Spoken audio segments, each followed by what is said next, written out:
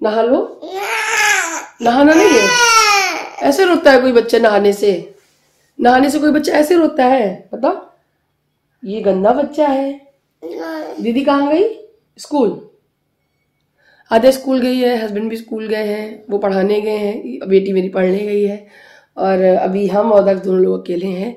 ये रोज का ही है, मतलब सिर्फ संडे छोड़ के एवरीडे यही रहता है। हम दोनों लोग अकेले ही रहते हैं करीबन 2:30 बजे तक।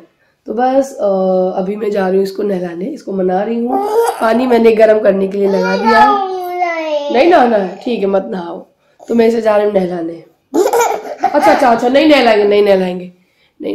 नहलाएंगे, ठीक है, आ जाओ। इसको गोद में अच्छा लग रहा है। और घर से आने के बाद कितने दिन बाद मैं ब्लॉगिंग कर रही हूँ, मतलब एक दिन ब्लॉगिंग की थी मैंने बस, उसके अलावा फिर ब्लॉगिंग नहीं की थी। और आप लोग तो जान ही गए होंगे, मैं घर आ चुकी हूँ, 1 वीक हो गया है करीबन। तो अब मैं अपने ब्लॉग को कंटिन्यू मतलब रेगुलर करूँगी, रोज़ बनाया करूँगी। थोड़ी सी तबीयत भी बहुत ख़राब हो गई थी मेरी, मतलब ऐसी हालत हो गई थी कि मुझसे आवाज़ निकल ही नहीं रही थी, और कोई भी काम मतलब करने का मन नहीं कर रहा था, कुकिंग करने का भी मन नहीं कर रहा था। जैसे तैसे बना लेते थे, उल्टा सीधा वो खा लेते थे। अभी भी मेरी तबीयत ठीक नहीं है। कल मेरे हस्बैंड दवाई लेकर आए थे खांसी की, पहले होम्योपैथिक लाए थे, कुछ दिन हम लोगों ने होम्योपैथिक खाई, मतलब पता नहीं क्यों इस बार होम्योपैथिक भी असर नहीं करी। फिर इस बार एलोपैथिक भी लेकर आए हैं कल, तो वो खाइए, उनको थोड़ा सा आराम है। मेरा तो गला आप देख ही रहे होगे, बहुत बुरी हालत है। तो बस अब मैं जा रही हूँ इसको नहलाने, फटाफट इसको नहलाती हूँ, तैयार करती हूँ। सो गाइज, मैं अपने बेटे दक्ष के लिए इस्तेमाल करती हूँ ये मम्मा अर्थ का cocoa soft bathing bar for babies. ये जो बार है यानी जो साबुन है वो 0 साल से बच्चे के लिए इस्तेमाल में लाया जा सकता है। और गाइज, आपका बेबी न्यू बॉर्न है तो आप उसे ये इस्तेमाल में ला सकते हो। मम्मा अर्थ के जितने भी प्रोडक्ट होते हैं वो डर्मोटोलॉजिकली टेस्टेड होते हैं, मेड सर्टिफाइड होते हैं। इसमें कोई भी हार्मफुल केमिकल का इस्तेमाल नहीं किया जाता है, जैसे कि मिनरल ऑयल्स, पैराबीन, सल्फेट। और गाइज, इनके जो भी इंग्रेडिएंट होते हैं वो नेचुरल होते हैं। अगर जो ये मम्मा अर्थ का कोको सॉफ्ट बाथिंग बार है, इसको जब मैं इस्तेमाल कर रही थी तो दक्ष एंजॉय कर रहा था बाथिंग टाइम को, उसे बहुत मज़ा आ रहा था। ज़्यादातर बच्चे क्या करते हैं, जब उनके फेस पे या फिर उनकी बॉडी साबुन लगाते हैं तो उनको बहुत दिक्कत होती है, जलन होती है आंखों में, बट इस साबुन के साथ में ऐसा कुछ नहीं है। इसमें नेचुरल इंग्रेडिएंट का यूज किया गया है, जैसे कि कोकोनट ऑयल, जो कि आप जानते ही है बच्चों की मसाजिंग में भी इस्तेमाल किया जाता है। देन इसमें है टर्मरिक यानी हल्दी, जो कि एंटीबैक्टीरियल प्रॉपर्टी से बनी होती है, इससे बेबी की बॉडी में इचिंग, इरिटेशन वगैरह नहीं होती है। देन इसमें है सिट्रिक एसिड, जो कि आपकी बेबी के स्किन के पीएच लेवल को मेंटेन करके रखता है। नेक्स्ट इसमें है ग्लिसरीन, जो कि आप जानते हो बच्चे की स्किन को जो है नम रखेगी, मॉइस्चराइज रखेगी, हाइड्रेट रखेगी। सो गाइस, अगर आप भी इस प्रोडक्ट को बाई करना चाहते हैं तो ये आपको मम्मा अर्थ की साइट पे तो मिलेगा ही, उसके ऐप पे एंड वेबसाइट पे। साथ ही साथ आपको ये Amazon, Nykaa, Flipkart and purple पे भी मिल जाएगा। और गाइज, ये आपको नियर बाई स्टोर पे भी मिलने लगा है। अगर आप आसपास आप अपने यहाँ पे मम्मा अर्थ का स्टोर देखते हैं और दिखता है आपको तो मुझे ज़रूर कमेंट करके बताइएगा। और गाइज, एक चीज़ और, मम्मा अर्थ जितना भी प्लास्टिक यूज करता है उससे कई गुना ज़्यादा प्लास्टिक रिड्यूस करता है। मम्मा अर्थ एक इंडियन ब्रांड है, सो हमें यहाँ से शॉपिंग ज़रूर करनी चाहिए। इसकी एक सबसे अच्छी बात बताइए क्या लगती है, मम्मा अर्थ से जब भी हम कोई भी प्रोडक्ट बाई करते हैं तो उससे लिंक होता हुआ एक ट्री प्लांट करते हैं, उसकी जियो लोकेशन हम तक पहुँचाते हैं। अगर आप मेरा कूपन कोड जो स्क्रीन पे दिख रहा है पार्टकार्ड 2023 ये यूज़ करेंगे तो आपको 20% ऑफ मिलेगा एट mama.in एंड ऐप पे। तो डेफिनेटली मेरा डिस्क्रिप्शन बॉक्स चेक करना ना भूलिएगा। सो गाइस, दक्ष को नहला के तैयार कर दिया है मैंने, और बस इसके बाद उसको नींद आने लगती है, क्योंकि वो खा पी तो पहले ही लेता है, क्योंकि ठंड बहुत होती है, इस वजह से मैं पहले ही सब कुछ करा देती हूँ, नहलाती बाद में हूँ। तो ये बस थोड़ी देर में फीड करा के मैंने इसे सुला दिया है, अभी अच्छे से सो गया है। तो मैं बैठ के अपनी वीडियो की एडिटिंग कर रही थी, और बस इसी बीच ऐसा कुछ हो गया था जो मैंने आपके साथ शेयर किया है। मुझे उसमें कुछ, उस वीडियो में कुछ बुरे कमेंट भी रिसीव हुए हैं। मैं नहीं जानती हूँ वो कौन लोग हैं, बस इतना ज़रूर कहूँगी वो मेरे सब्सक्राइबर नहीं होंगे। इतनी गंदी और घटिया सोच नहीं रखते हैं मेरे सब्सक्राइबर, मुझे बहुत प्यार करते हैं। और एक चीज़ और मैं कह दूँ कि जिन्होंने उस वीडियो में कहा था मुझसे कि इतना रोने की दिखाने की क्या ज़रूरत है, तो मैं बता दूँ कि जब मैं आप लोगों से अपना हंसी, अपनी सब कुछ शेयर करती हूँ तो दुख भी तो शेयर करना चाहती हूँ। दुख के लिए मैं किसी और के पास जाऊँ क्या? मैं वो पार्ट कट कर दूँ, कैसे कट कर दूँ? सो मैंने आप लोगों के साथ में शेयर किया, दिखाया, अपने इमोशन दिखाए। बहुत सारा प्यार भी दिया मेरे सब्सक्राइबर ने, लेकिन कुछ हैं जिन्होंने बहुत डिसअपॉइंट किया, मुझे बहुत बुरा लगा। खैर उनकी ज़रूरत भी नहीं है मुझे, बस ऐसे ही मुझे अपने प्यारे सब्सक्राइबर से प्यार चाहिए। तो बस मैं अभी आ गई हूँ किचन में और दूध वाले भैया दूध दे के गए हैं तो मैं दूध भी उबाल रही हूँ। जब तक सो रहा है तब तक मैंने सोचा कि चलो आज एक रेसिपी आज आप लोगों के साथ भी शेयर करते हैं और मैं बना के रख लेती हूँ। आपको याद होगा जब मैं घर से गई थी तो मैं मावा बना के गई थी और ये मावा मतलब ठंडा एकदम फ्रीजर में डाल गई थी, तो बाहर निकाल दिया था सुबह ही। तो ये थोड़ा सा नॉर्मल हो चुका है, बट अभी इतना ज़्यादा नॉर्मल नहीं है ठंड की वजह से। तो इसको गैस में कढ़ाई रखी है मैंने और इसको थोड़ा थोड़ा हीट करते हुए पिघला लिया है। बस थोड़ी देर ही जैसी कढ़ाई गर्म होगी ये मेल्ट होने लगता है। तो आज मैं आपको मावा की बर्फ़ी बना के दिखाने वाली हूँ। सो गाइस मैंने सबसे पहले इसमें कुछ घी वगैरह नहीं डाला था क्योंकि इसमें ऑलरेडी घी वगैरह सब होता है। तो मैंने इस मावे को एकदम पिघला लिया, उसके बाद थोड़ा भूना। भुनने के बाद मैंने इसमें पिसी हुई चीनी है वो ऐड कर दी। जितना आप मीठा खाना पसंद करते हैं उसी अकॉर्डिंग इसमें चीनी है वो ऐड करनी है। इसको मिला देंगे, अच्छे से मिक्स कर देंगे। साथ ही साथ मैंने कुछ ड्राई फ्रूट कट कर लिए थे जैसे कि काजू और बादाम, मैंने वो डाले। आप इस पर गरी भी कद्दूकस करके डाल सकते हो, बहुत ही अच्छा टेस्ट आएगा। पर गरी क्या है, मुझे मेरे दांतों में ना बहुत जल्दी फंस जाती है, इसलिए मैं उसमें इसमें नहीं ऐड कर रही हूँ। तो मेरे पास चिरौंजी तो थी नहीं, वरना मैं चिरौंजी भी ऐड करती। तो मैंने इसमें थोड़े से काजू काट करके डाल लिए थे और थोड़े से बादाम और थोड़े से बचा लिए थे बाद में डालने के लिए। तो आप देख सकते हो चीनी इसमें घुल मिल गई है और ये और लिक्विडी होता जा रहा है। अब इसको इसी बीच में इतना चलाना है थोड़ा सा मीडियम फ्लेम करके, ताकि ये थोड़ा सा गाढ़ा हो जाए, एकदम चिपचिपा सा हो जाए, थोड़ा सा चिपकने लगे। तभी आपको इसमें ड्राई फ्रूट भी ऐड कर देने हैं। तो जैसे ये थोड़ा गाढ़ा हो जाएगा उसके बाद हम इसे उतार लेंगे और इसको एक प्लेट में डाल देंगे। जो प्लेट में इस्तेमाल करूँगी उस प्लेट में थोड़ा सा देसी घी लगाएंगे पहले। देसी घी लगाने से ना जो हमारी बर्फ़ी जमाई जाएगी ना वो चिपकेगी नहीं। तो आप देख सकते हो ये बहुत ही अच्छे से खदकने लगा है। हो सके तो इसको लकड़ी का नहीं होता है स्पैचुला, उससे बनाएंगे ना तो और अच्छे से होगा।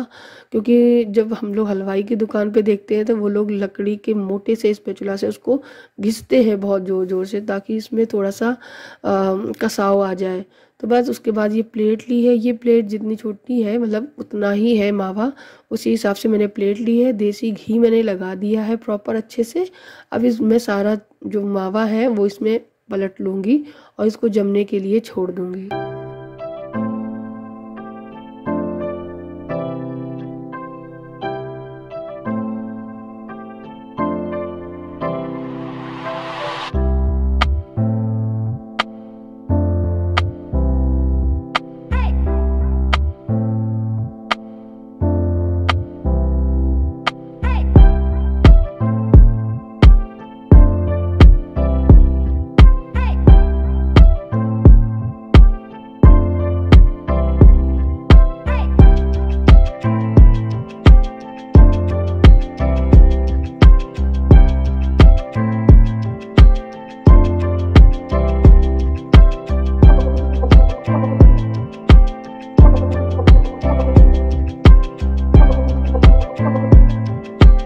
जब तक ये जमेगा तब तक मैं इसको छोड़ के मैं सारे जो बर्तन हो गए हैं वो धुल लूँगी। जो कि जो बर्तन है सुबह चाय से खाने के और अभी जो मैंने मावा से जो बर्फ़ी बनाई है उसके हो गए हैं, तो इनको भी साफ़ करके रख दूँगी। दग सो रहा है तो ये सारे काम ना बहुत जल्दी जल्दी निपट जाते हैं और बस फिर थोड़ी देर बाद आध्या के आने का भी टाइम हो जाता है। तो इसीलिए मैं सारे काम करके निपट के फ्री हो जाऊँगी, क्योंकि ये सारे काम फिर ऐसा लगता है बहुत देर तक पड़े रहते हैं, फिर मैं और अपना कोई भी एक्स्ट्रा काम नहीं कर पाती हूँ। घर से आने के बाद अच्छा तो नहीं लग रहा था, तो मैंने कुछ दिनों तक तो वीडियो ही नहीं बनाई। जो वीडियो मैंने पहले शेयर की थी आप लोगों से वो काफ़ी पुरानी थी, लेकिन अब ये रिसेंट वीडियो है। मतलब मैं अब रोज़ की डेली का वीडियो डेली अपलोड करूँगी। सो गाइस आप देख सकते हो कि मैं सारे बर्तन यहाँ पे मांज के धुल लूँगी, उसके बाद मैं बर्फ़ी को देखूँगी कि वो कैसी है।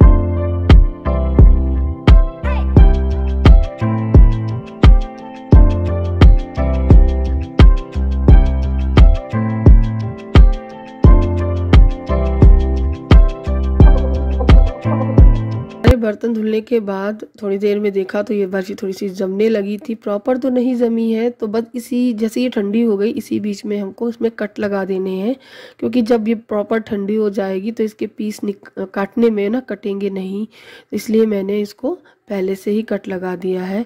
अब आप देख सकते हो ये एकदम प्रॉपर बर्फ़ी की शेप में भी आ गया है। बस निकालो और खाओ। तो आप लोग भी ट्राई करिएगा और मुझे बताइएगा कि कैसी बनी है।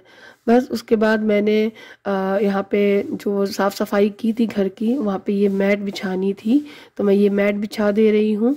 और बस फिर आध्या को लेने के लिए नीचे जाऊंगी, क्योंकि आध्या भी स्कूल से आने ही वाली है।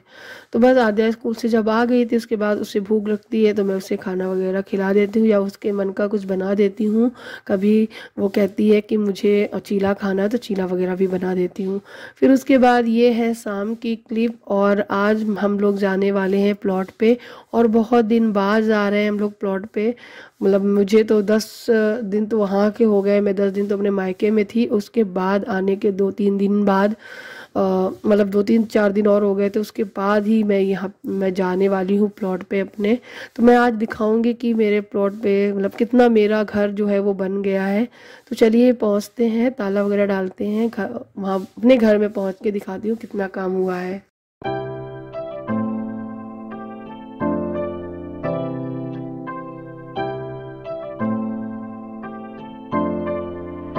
सो गाइस पहुंच गई हूँ मैं अपने प्लॉट पे।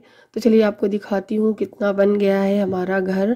ये रहा हमारा सपनों का घर, जो कि एक पोर्शन जो है वो प्रॉपर बन चुका है। किचन, लैट्रिन, बाथरूम, दोनों कमरे, मंदिर एरिया। बट एक चीज़ मुझे यहाँ पे कमी लगी, क्योंकि मैं यहाँ पे आई नहीं थी देखने, नक्शे के अकॉर्डिंग मैंने देखा था तो मुझे लगा था बिल्कुल सब कुछ सही है, लेकिन हस्बैंड ने मेरा थोड़ा सा चेंजमेंट कर दिया था जो मुझे बिल्कुल भी अच्छा नहीं लगा। एंड फिर उसको सही करने के लिए तोड़फोड़ होगी, और हमारा जो ये घर है फिर से तोड़ फोड़ के थोड़ा सा दूसरे तरीके से बनेगा, जो है मंदिर एरिया। उन्होंने क्या किया है, जो ये बच्चों का रूम है, इसी रूम में ही थोड़ी सी उस कॉर्नर में जगह छोड़ रखी है, वहाँ पे स्लाइड वाला दरवाज़ा लगवाकर मंदिर करवाने वाले हैं, जो कि मुझे अच्छा नहीं लग रहा है। मैंने इनसे बोला कि दोनों जो रूम है उन दोनों रूम में ऐसा मंदिर वगैरह कुछ मत रखो। मंदिर का उस रूम से बाहर जाके पीछे की तरफ जाने से ही एक दरवाज़ा अलग से मंदिर का होना चाहिए, अलग सा एक कमरा सा होना चाहिए मंदिर का, वैसा करो।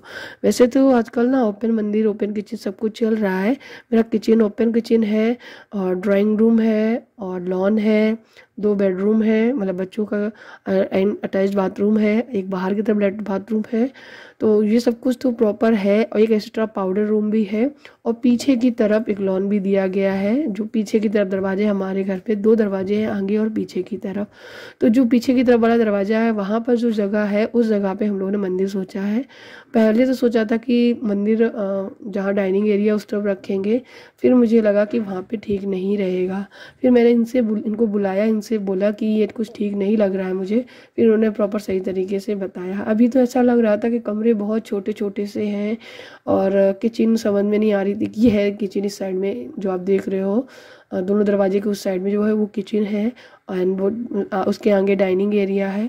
ऐसे कुछ ज़्यादा समझ में नहीं आ रहा था, लेकिन मैं आपको बता दूं हमारा जो किचन, रूम्स, डाइनिंग एरिया सब कुछ कंप्लीट हो गया है, बस लेंटर पड़ेगा।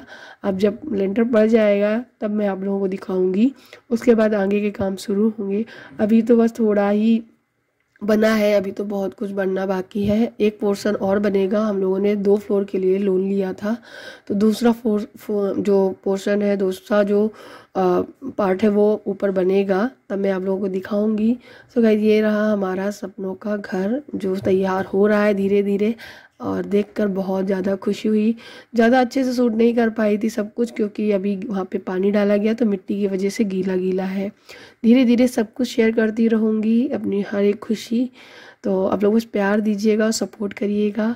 और सीढ़ियों की 2 सीढ़ियाँ भी बन चुकी हैं। सीढ़ी ये रहा मेरा घर, प्रॉपर बाहर से ऐसा दिख रहा है। अब आगे की तैयारी होगी तो मैं आगे आपको नेक्स्ट वीडियो में या कभी किसी और दिन जब मैं जाऊंगी तब मैं आपको दिखाऊंगी। फिर उसके बाद हम लोग निकल गए थे मंदिर की तरफ, क्योंकि मंगलवार था और हम लोग भगवान के दर्शन करने भी गए थे। उसके बाद फिर हम लोग आ गए थे एक रेस्टोरेंट में, मुझे मन कर रहा था डोसा खाने का, तो मैं आ गई थी यहाँ पे। जो ये रेस्टोरेंट है वो है कौन सा था, सो गाइस, जो ये रेस्टोरेंट है वो है जिंगालाला, और यहाँ की जो सर्विस की बात करूँ बहुत ख़राब थी। मतलब आधा घंटा किसी ने मतलब पूछा भी नहीं, मतलब ऐसी बुरी सर्विस थी। फिर बहुत लेट आए, फिर बहुत लेट सर्विंग हुई, और पूछने भी नहीं आते हैं, बुलाना पड़ रहा था, कहना पड़ रहा था 4 बार कि मुझे ये चीज़ ज़रूरत है दो, तो वो भी नहीं टाइम पे दे रहे थे। तो मुझे इनकी सर्विस बिल्कुल अच्छी नहीं लगी है। तो गाइज़, ये था मेरा आज का वीडियो। आई होप अच्छा लगा हो तो लाइक करना, शेयर करना, चैनल पे नया है तो सब्सक्राइब जरूर करना। मिलती हूँ नेक्स्ट वीडियो में, तब तक के लिए बाय बाय, अपना ख्याल रखना।